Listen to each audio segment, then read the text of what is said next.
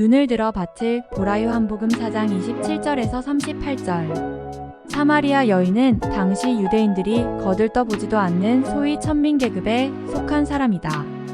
이 여인이 낮에 야곱의 우물에 물을 길러온 것이다. 예수님도 목이 마르고 분하여 이 우물가에 앉아 있었다. 이것은 결코 우연이 아니다. 이 이야기는 예수님이 이 땅에 오신 목적과 직결되고 있다. 즉 한 생명의 구원이다. 사마리아 여인은 실로 밑바닥 인생이었다.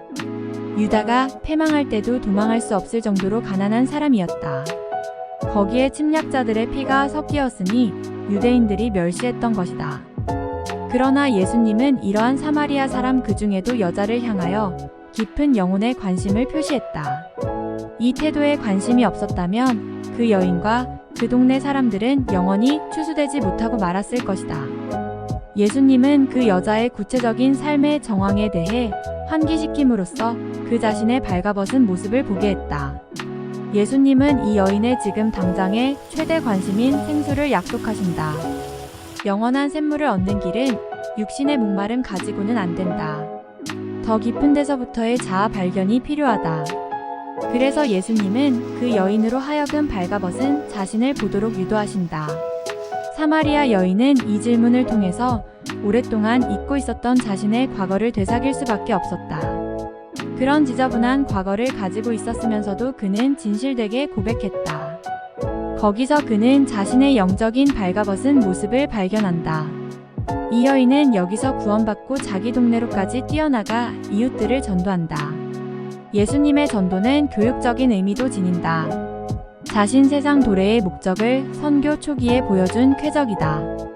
지금 이 땅에는 사마리아 여인처럼 다 이뤄 추수를 기다리는 사람들이 여기저기 널려져 있으니 제자들의 사명은 그들을 추수하는 것임을 이 사건을 밝힌다. 우리는 누구든지 차별 없이 말씀을 전해야 한다. 큰 고기, 작은 고기 구별은 절대로 안 된다. 지극히 작은 자가 하나님 앞에서 지극히 큰 자의를 명심하고 소자에게 전도해야 한다. 그리고는 예수님의 전도 방법을 배우도록 하자. 구체적인 정황으로부터 시작하여 깊은 영혼의 문제를 스스로 깨닫게 하자. 그때 그 생명은 예수님을 믿고 구원받게 된 것이다. 사마리아인들의 개종. 요한복음 4장 39절에서 42절. 사마리아인들은 사마리아 여인이 그리스도에 대하여 증거하는 것을 듣고 그리스도에 대한 신앙을 가질 수 있게 되었다.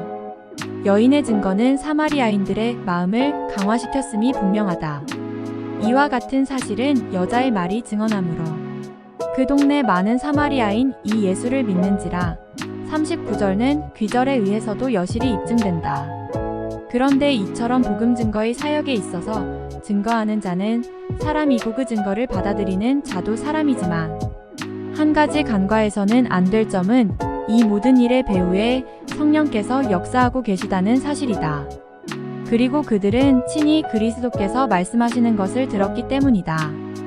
여인의 증거를 듣고서 그리스도에 대한 믿음을 가진 사마리아인들은 이제 직접적으로 그리스도의 말씀을 듣기 원하였다.